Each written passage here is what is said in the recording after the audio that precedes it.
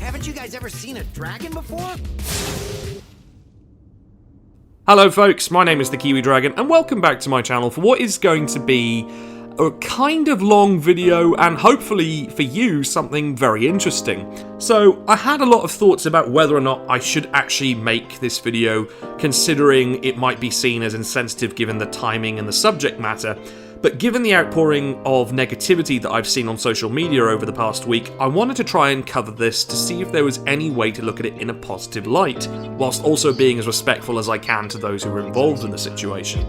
Now, I want to make it explicitly clear that these views are my own. I am not affiliated with Activision or any of their development studios. I have no insider knowledge of the workings of these companies. I only have information which you would be able to find on the internet and is publicly available if you do enough digging. I am merely just a guy sitting down in front of a microphone giving his opinion to you through your computer, TV, or mobile phone screen. So, with the semantics out of the way, let's begin. So I'm sure by now you'll no doubt be aware that there was a bit of a major situation arising in the Crash Bandicoot and Spyro communities last week regarding some of the recent developments surrounding Toys for Bob, which many people were taking as a sign that we could once again witness the death of those two beloved franchises. Now, this of course all stems from a tweet which at the time of me recording this was posted a few days ago by Toys for Bob, the developers behind Spyro Reignited and Crash 4, announcing that they were supporting the ongoing development of Call of Duty Warzone Season 3. Now, this mirrored a theory which was posed by Canadian Guy a short while before the announcement, where he noticed some job listings advertised for Toys for Bob, stating that they wanted to hire people who had experience working with first-person shooters, and he came to the conclusion that Toys for Bob were developing something related to Call of Duty. This news has, of course, since kind of spiraled out of control and into what I think would be fair to say was a bit of a mass community-wide panic in both the Crash and Spyro fandoms. Not only because of this announcement, but also because several names from the external art department have since departed from Toys for Bob. Those include the likes of Josh Nadelberg, who was the art director for both Spyro Ignited and Crash 4, and Nicholas Cole, who was the person responsible for the Crash and Spyro redesigns. Josh, of course, is now with Phoenix Labs, which develops the free-to-play game Dauntless, whilst Nicholas is now working on the Sonic Prime 3D animated show, which is scheduled to hit Netflix next year. And whilst it's never a good thing to see anyone depart from any job, I think we all ought to take some comfort in knowing that those who have left Toys for Bob will be very quickly snapped up elsewhere, much like Josh and Nicholas, who I mentioned have already found new employment. Now, I'm seeing a lot of people saying that these talented artists were sacked, in addition to a few other people at Toys for Bob, which has been reported on by several news outlets, and then this information has just been shared by people all over social media. The only departures from Toys for Bob were the external art team and anyone who chose to leave of their own accord before the public announcement of Toys for Bob assisting the ongoing development of Call of Duty Warzone Season 3. Now, strictly speaking, the external art team which Josh and Nicholas were part of were never actually full-time employees at Toys for Bob, as they were contracted freelance artists, and as a result not full-blown employees of Toys for Bob. These departures, by the way, were not as part of any layoffs, but seemingly because their contracts had expired and weren't renewed. This, of course, was the suggestion from Blake Maloof as to why they believed that the external concept art team had departed. Blake themselves has also departed Toys for Bob recently, and during their time there worked as a game designer with a focus on enemy design and scripting, enemy placement, and various enemy-related systems before then departing of their own accord. Blake has actually been quite vocal on their Twitter account, not only about their feelings regarding Toys for Bob supporting Call of Duty, but also acknowledging that they left the studio on good terms. And to be honest, as far as I'm concerned, that's completely fair. I mean, if I joined a team to help develop these bright, colourful games with plenty of nostalgia behind them like Crash and Spyro, personally speaking, I wouldn't find it necessarily as fulfilling or as interesting to work on a Call of Duty title, but that's my own opinion. And whilst I think it's incredibly disappointing that this situation has transpired, I want to take this opportunity to wish nothing but the best for those folks who have since departed from Toys for Bob, and that they will find employment and success elsewhere as they so rightly deserve. Now, I want to focus on some information which came from Nicholas Cole in particular. There were some details which he'd posted on Twitter which I want to discuss here.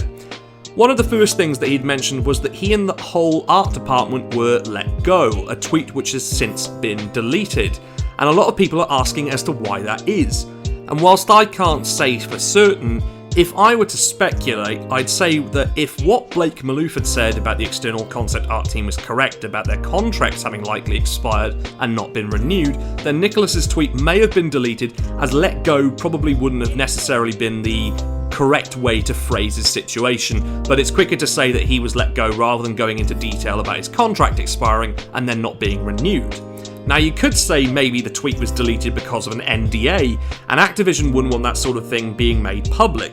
However, Blake's tweet speculating on the contract status of the external concept art team is still publicly available. And if Nicholas was under an NDA as a former contracted freelancer, it would stand to reason that someone like Blake, who was fully employed at Toys for Bob, would also be under some kind of non-disclosure agreement. But seeing as that tweet is still active, I'd say it was more of a case of incorrect phrasing on Nicholas Cole's part. Now, another Twitter user had asked Nicholas as to whether or not Toys for Bob were now working on Call of Duty, which Nicholas has seemingly confirmed. And I've seen a lot of people saying that when Nicholas confirmed this, it meant to suggest that they were only working on Call of Duty. Now, I'm not sure if that's what he was implying, but I don't believe that would be the case, especially as you now have a grand total of 9 studios which have become Call of Duty developers in some capacity, including the likes of Treyarch, Infinity Ward, Sledgehammer Games, Raven Software, Binox, High Moon Studios, Activision Shanghai, Demonware, and now of course Toys for Bob. The big question I have is, why do you need 9 studios to support one franchise? To me, it is completely unnecessary, and I certainly don't recall any other franchise having as many active studios behind it. That, unfortunately, is something I can't answer. I have thought for hours as to why, logically, they would need 9 studios, but there is seriously nothing I can suggest as to why that would be. Now, Nick has also said that any new Crash or Spyro game would not be made by himself or the team that he worked with. However, I don't necessarily think that means to say that Crash and Spyro games aren't being made, but I'll come to why that is in just a moment.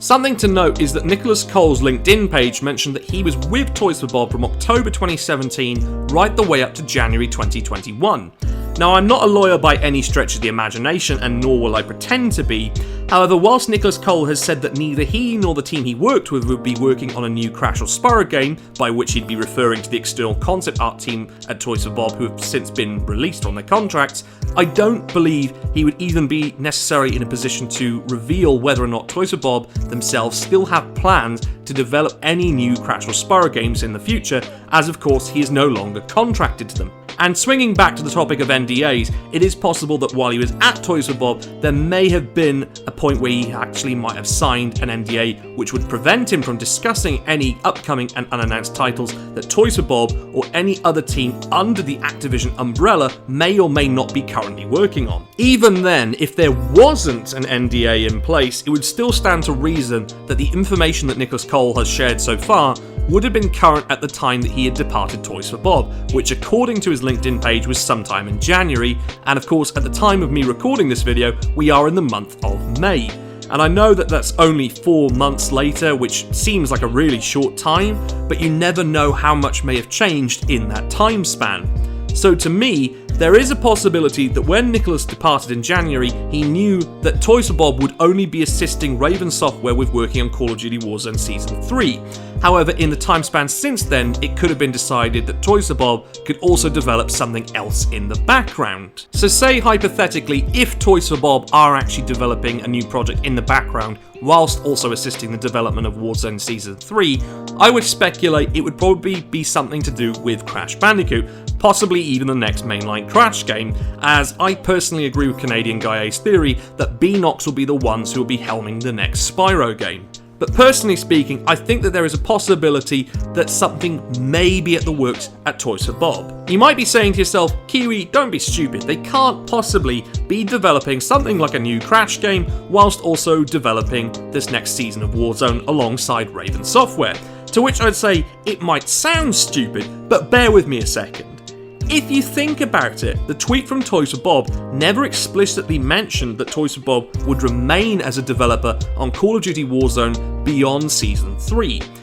It is entirely possible to me that Toys for Bob could do the job of assisting Raven Software on Season 3 and then move on to other projects, especially as Call of Duty has let's just say, a bit of a revolving door policy when it comes to whoever helms their next big mainline game, typically jumping between Treyarch, Infinity Ward and Sledgehammer Games. So to me, I could say it's just as possible that Raven Software could introduce a similar policy, getting other studios to assist them in future seasons of Warzone. For example, if Toys for Bob are assisting on Season 3, then maybe Binox might end up assisting them on Season 4, and then Activision Shanghai could possibly assist them on Season 5, and so on and so forth. But let's just play devil's advocate for a moment. Even if, and that's a big if, Toys for Bob becomes an ongoing assisting developer of Call of Duty projects moving forward, they can still work on Crash and Spyro. Now, while people who aren't fans of Call of Duty might see this as a terrible thing, it's quite the opposite. In fact, we have another studio which is already doing just that, as Binox have already been assisting the development of Call of Duty games for many years now, as far back as the PS3 and Xbox 360 ports of Call of Duty Black Ops 3 in 2015, where they assisted mercenary technology. Now, at that point in 2015, while Binox was working with mercenary technology on the PS3 and Xbox 360 ports of Black Ops 3, Binox was also working with Vicarious Visions on Skylanders Superchargers and Skylanders Superchargers Racing for the 3DS and Wii, which just goes to show how many projects that Binox can actually juggle. Now, of course, if we skip ahead a few years, Binox developed Crash Team Racing Nitro Fueled on their own, which was released in June 2019. But as Nitro Fueled would have been in the early to mid development stage, Binox would have just been finishing up assisting Treyarch with Call of Duty Black Ops 4, which released in October 2018, before then carrying on with Nitro Fueled, whilst also then going on to assist Infinity Ward with making Call of Duty Modern Warfare, which was released in October 2019. Now, Binox also had a very busy 2020. If you look at their Wikipedia page, it will mention that they either developed or assisted the development of 4 games that year, with the first one being Call of Duty Modern Warfare 2 Campaign Remastered, which was developed solely by Binox and then released originally on PS4 in March 2020, followed by Xbox One and Windows a month later in April 2020. And then later on that year in September 2020, we saw the release of Tony Hawk's Pro Skater 1+2, a remake of Tony Hawk's Pro Skater and Tony Hawk's Pro Skater 2, which was developed by Vicarious Visions with the assistance of Binox. And then in October 2020, we saw the release of Crash Bandicoot 4 It's About Time, which was developed by Toys for Bob with the assistance of Binox, particularly on the inverted stages. And then finally, we have Binox assisting Treyarch and Raven Software with the development of Call of Duty Black Ops Cold War, which was released in November 2020. So all this talk on social media about Binox being the last hope for Crash and Spyro is quite honestly wrong. Not only because we aren't losing Toys for Bob as a development studio, because they haven't been shut down or merged like when we saw Vicarious Visions was merged into Blizzard, but also, as we've seen with Binox, they have been assisting the development of Call of Duty games for a lot longer than anybody else has realised, and they've also made Crash games and assisted on Crash games. So it stands to reason that if Binox are capable of developing their own projects while assisting on various other studios' projects, it would be possible for Toys for Bob to be working on something in the background while assisting Raven Software on Call of Duty Warzone Season 3, much like Binox has successfully done already in the past. Now, recently we've seen statements from Activision representatives which rather confusingly mention that Toys for Bob would remain the lead developer on Crash 4, a game which has already come out, but also that Toys for Bob were dedicated to delivering engaging gameplay experiences for fans now and in the future. Now, it's up to you whether you want to take that last bit as confirmation of Toys for Bob still remaining involved with Crash moving forward, or whether or not you just want to say that that's referring to Toys for Bob assisting the development of Call of Duty Warzone. Personally, I'm going to remain hopeful and optimistic that it pertains to Crash, as well as hopefully Spyro at some point down the road. In addition to this, there was another statement which mentioned that reports of layoffs at Toys for Bob were incorrect, and there hadn't been a reduction of staff at the studio. However, to me, what I found particularly interesting and somewhat confusing was once again it was noted in the statement that Toys for Bob would continue to support Crash 4, whilst also contributing additional development support to Raven Software on Call of Duty Warzone Season 3. Now, the mention of Crash 4 to me is particularly interesting, because I'm not sure, are we supposed to read into that Is there potential for DLC? Does Wumpa League, which may or may not be in the works, tie into it somehow, as Liam Robertson has previously mentioned on Twitter? It's all too confusing for me to really contemplate right now, but the main thing I'm understanding is that Toys for Bob are only providing additional development support, much like Binox has done in the past, which lends some credence to what I mentioned earlier on about the potential for Toys for Bob to work on new projects, be they Crash or Spyro related, in the background, whilst also providing additional support to Raven Software on Warzone Season 3. Now, you could just take all of this as simple PR talk and nothing more than that, which, look, you're entitled to do. You don't have to trust the word of Activision, and I won't force you to believe what they say, and I myself am approaching it with cautious optimism and a pinch of salt, purely because it would be wrong of me to throw my definitive support in either the yay Activision camp or the Activision is lying camp. So whilst it is incredibly sad that so many talented people have departed from Toys for Bob recently, what I'm trying to say is that this isn't necessarily going to spell the end for Crash and Spyro, especially as there is another thing to bear in mind, that back in 2019, Activision mentioned that they consider both Crash and Spyro to be two of their flagship franchises alongside the likes of Call of Duty, World of Warcraft, and Overwatch. Now personally, I don't think that has changed. While Spyro hasn't had a game since that statement was made, only the release of the Reignited trilogy on Switch and PC, I don't think their sales would have impacted the franchise to be seen in such a negative light by the higher-ups at Activision. And in fact, we just recently saw some news about some new Spyro merchandise which is scheduled to be released at some point this year from the online retailer WeLoveThis.store. And I'd see no reason as to why you'd allow merchandise to be made for a series which isn't necessarily doing well or which you have no plans to do anything with. And whilst Crash has had a new game in the form of Crash 4, as well as the new mobile game Crash on the Run, we still don't know how well Crash 4 actually sold. Some people will still believe that it sold great, and some naysayers will go on until the cows come home about how the game sold exceptionally poorly, despite it topping several digital sales charts during its release week, and with the ports of Crash 4 on PS5, Xbox Series X and Series S, Nintendo Switch and PC, I don't think personally the game will have sold too poorly. I think it may have had a rough start given how, when the game launched, we were, and in some places still are, in the throes of a global pandemic, the like of which the modern world has never seen before.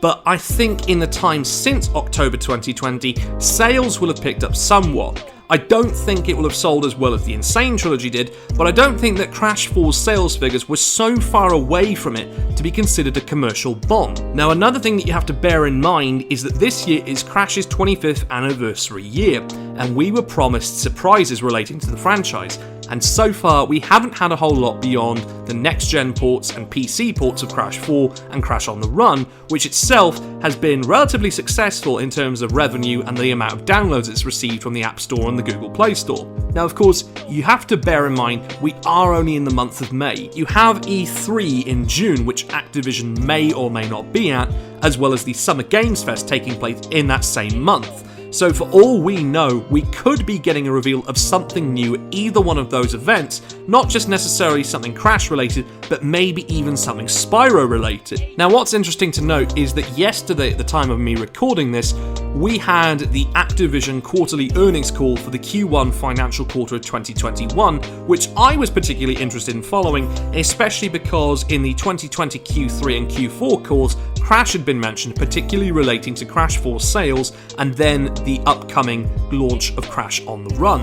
Now, I was interested to see if we could find any indication of where Activision was going as a whole. Now, during the course of this earnings call, we learnt some fascinating new information. First of all, Activision are treating Call of Duty as a kind of template for all of their IPs, whether those are proven IPs or successful IPs or anything new that could be in the works, with Activision executives confirming that they intend to hire more than 2,000 new developers over the next 2 years, thus tripling the size of certain franchise teams by the end of next year, in comparison to the size of those teams in 2019. And this would also include new studios in Europe, China, Australia, and of course Canada.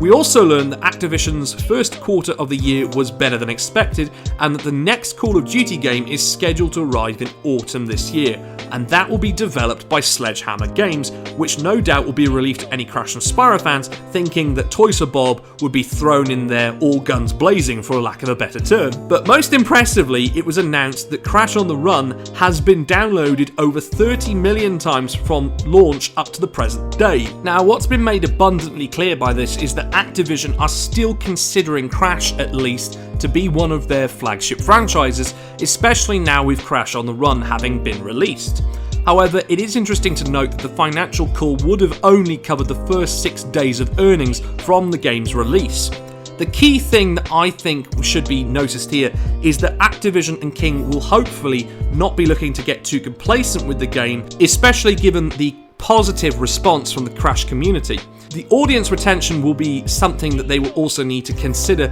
as audience retention with mobile games is something that is very, very important. For example, when Pokemon Go was released, the game drew massive numbers in terms of downloads, but then unfortunately audience retention dropped very quickly once the fad wore off, and as a result the number of players went down considerably.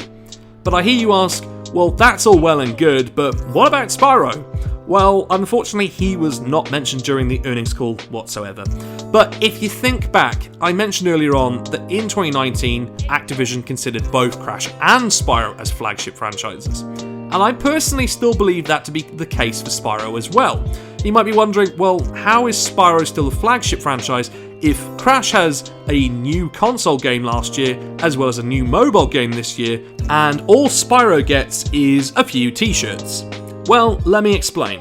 This next bit contains some spoilers for Crash on the Run, so if you don't want to hear them, I recommend pausing the video and skipping ahead to the timestamp I'm showing on screen. If you have no problem with spoilers, then let me continue. As well as the Activision 2021 Q1 earnings call, we had some information recently released about the data mines for Crash on the Run, which include some new skins for the next season, but more importantly seem to suggest that a certain purple boy will make his debut at some point in the near future, as a boss. Yeah, I know, it's somewhat disappointing, but it is nice to see Spyro again with the cool new design for him in Crash on the Run, even if we have to end up sending him back to whatever dimension he came from. In addition to this, we also got to look at Dark Spyro, who seemingly will also be appearing as a boss. But what this says to me is that King knows how much we are missing Spyro, and as a result have decided to include him in the game. But what I find particularly interesting is that the data mine leaks came out only days after the community went into a panic about Spyro being dead. Coincidence? I think not. I think that this was done intentionally by the developers of Crash on the Run to say to us fans that Spyro isn't dead, as Spyro will be making his appearance in Crash on the Run.